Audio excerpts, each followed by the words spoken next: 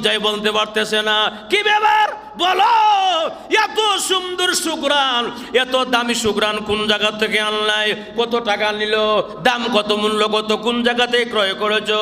ছাত্র এরকম তাকায় আসে, কথা বলো না কেন? কথা বলতে হবে, উস্তাদের সঙ্গে বেয়াদবি করতে নাই।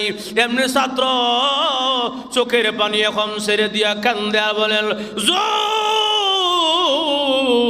কোনো শুকরান লাগাই নাই গো, কোনো শুকরান লাগাই নাই, আতর লাগাই নাই, কিছুই লাগাই নাই। ওই যে আমাকে একটা মেয়ে কুপ্রস্তাব দিয়েছিল খারাপ কাজ করার জন্য, আমাকে দরজা লাগাইয়া বন্ধ করে আমাকে এরকম ভাবে প্রস্তাব দিয়েছে। হুজুর আল্লাহর ভয় লেখাপড়া শিখছি গো, আপনি আমাকে পড়াইছেন, ইয়া আইয়ুহাল্লাযীনা আমানুত্তাকুল্লাহ, তোমরা আল্লাহকে ভয় করো, হাক্কা তুকাতি, ভয় করার মতো। হুজুর আল্লাহকে ভয় করতে গিয়া এত সুযোগ থাকার পরও কাজে লাগাই নাই।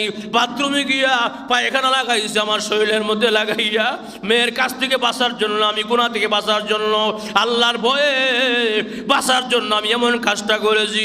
এবং গোসল করে আসছি গো হুজুর, দেখেন আমার মাথার মধ্যে পানি এখন লাগানো আছে, টপ টপ করে এখনো পানি চুলের গোড়া থেকে পড়তেছে।